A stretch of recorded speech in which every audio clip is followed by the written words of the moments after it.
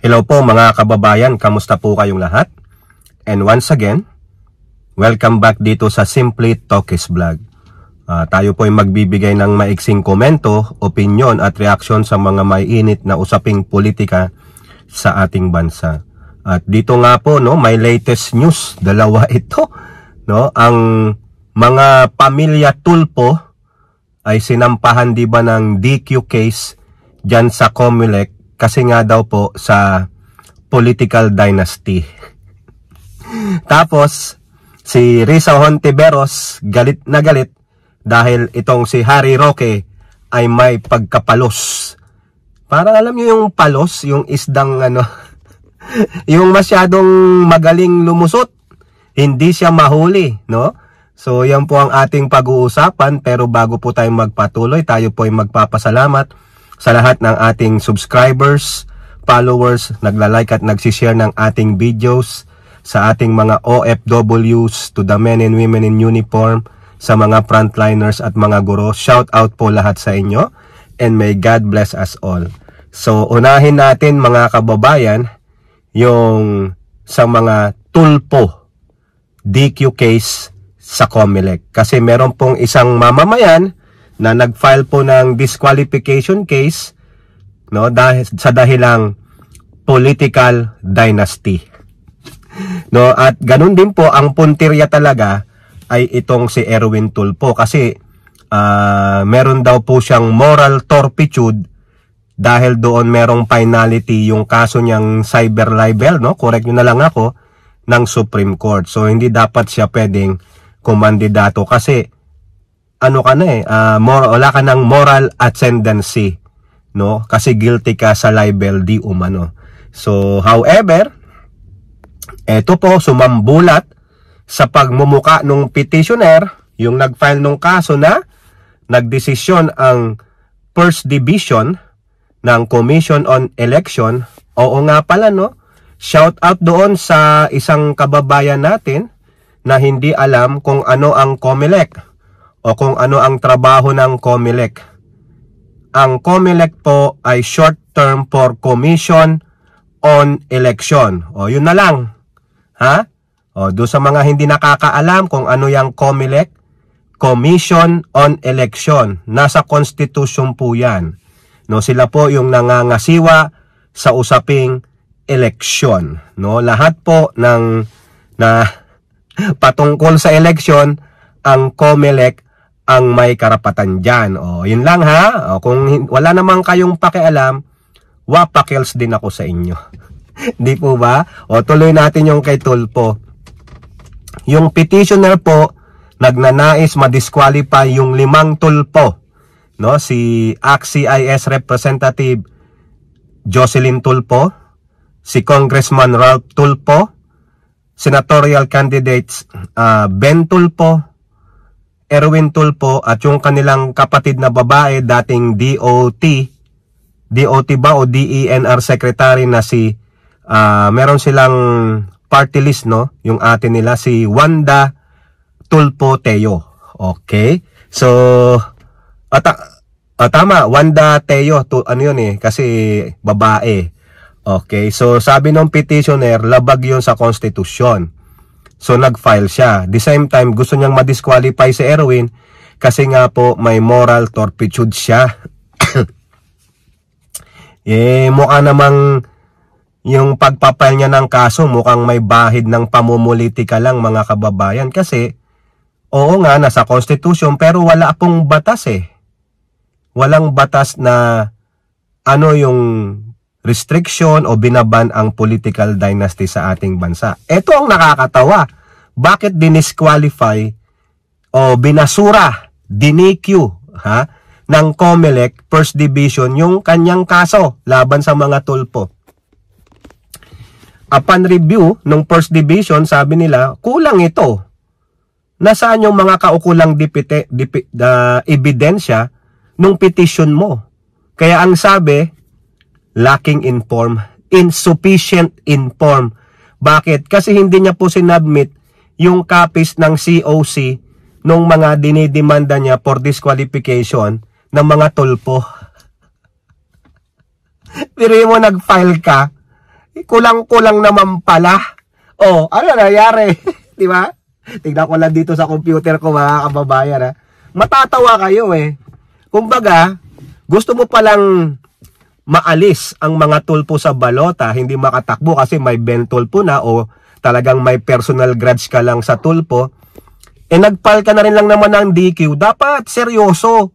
Tuloy ngayon na DQ dahil lang dyan, insufficient inform, dahil hindi mo in-include yung kanilang mga COC. Nakakatawa mga kababayan. Di ba? Ito po yung sabi ng COMELEC. Oh.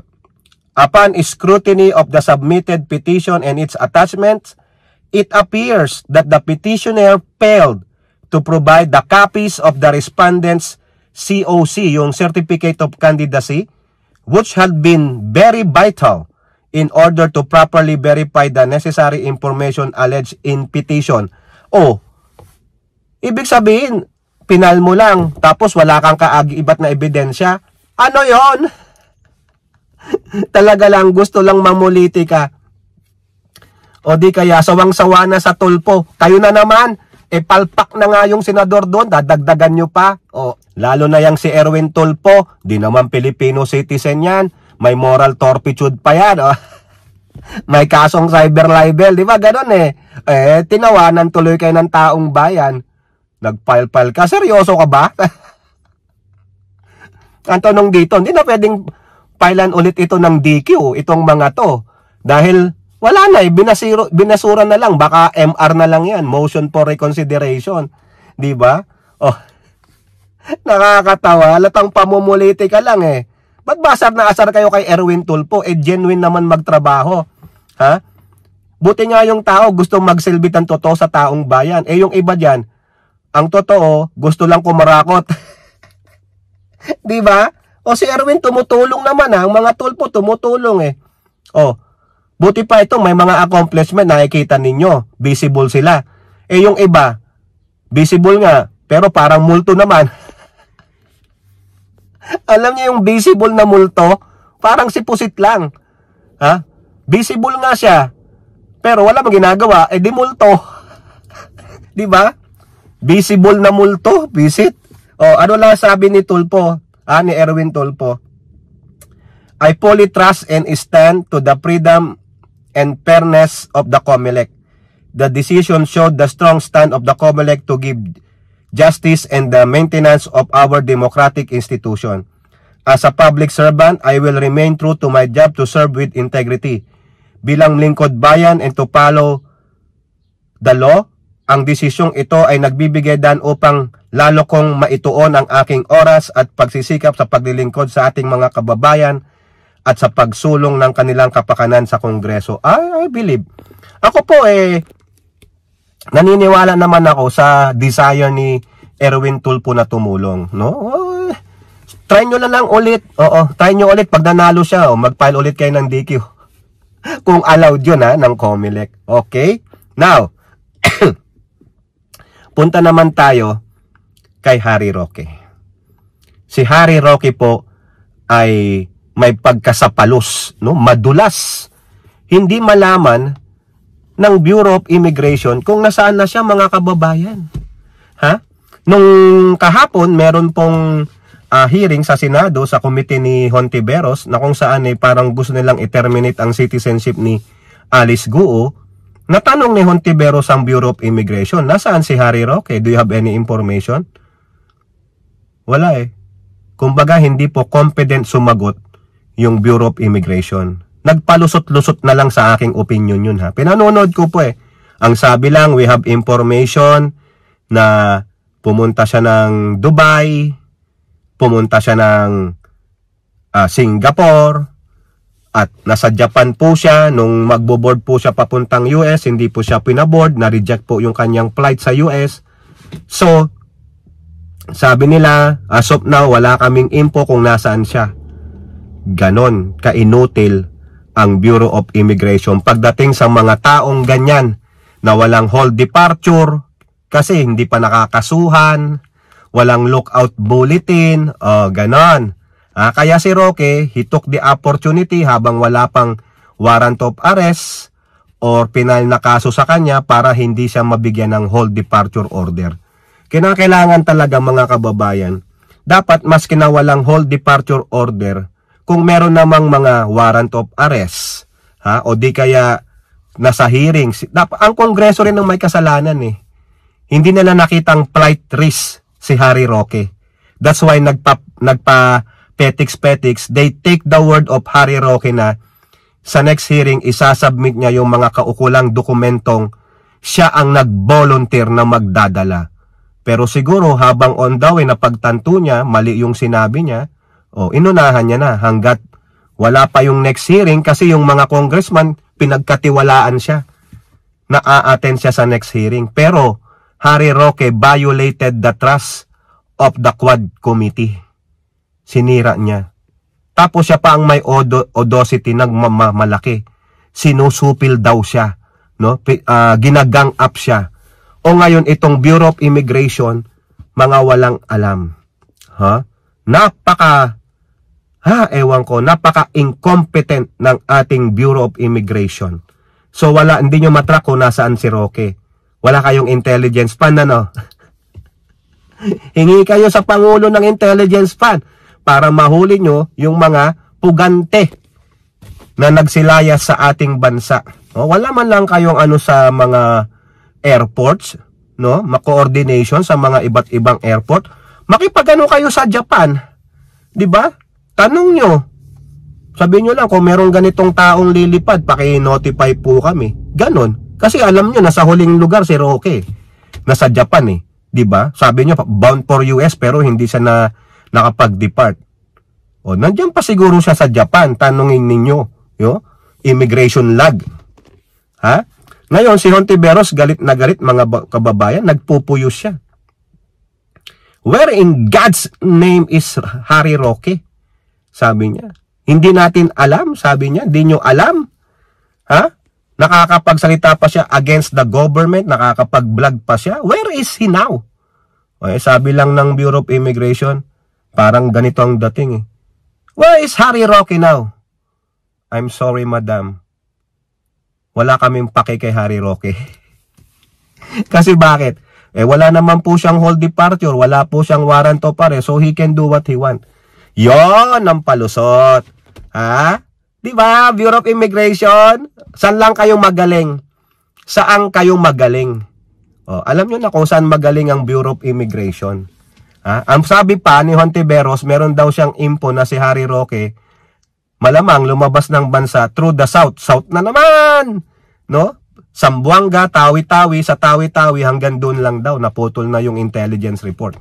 So siguro sa Tawi-Tawi, nagbarko na lang papuntang Malaysia and then he goes from there. Daming siguro anong gamit ni Harry Roque? Diplomatic passport? Ano ba, meron ba tayong visa free sa Malaysia? Parang ang bilis ang bilis niyang pumasok sa iba't ibang mga cities ng ibang bansa. Kasi pag diplomatic passport ka may di mo na kailangan yata ng visa yan kasi they know that you are representing the country kung nandadaya si Roque. Di po ba? Sabi pa ni Hontiveros, sabi nung yung BI daw pala, BI. Galing daw siya nagpunta siya ng China for 1 day. Ano ginawa sa China? Siyempre, kumain naman ng Chinese food. Kayo naman, authentic eh. Ano iniisip ninyo? Kumuha ng maleta? Ganon? O baka may naiwan doon? Kayo naman, authentic Chinese food. Ang kinain niya, mga kababayan. Kayo talaga, huwag kayong mag-isip ng kung ano-ano si Harry Roque, no? O nga naman, paano kayo nasusustain ni Harry Roque ang pamumuhay sa ibang bansa? Wala man siyang trabaho doon. Di ba? Pero, si Hontiveros, galit na galit. Where in God's is Harry Roque? Ang sagot ng BI, wala kaming alam. Kung ako kay Hontiveros, sinabihan ko ang BI ano alam nyo? Diba? Hindi namang mag-effort ang Bureau of Immigration. Mga tamad. Mabilis lang kayo pag alam na. Kung may maleta rin, diba?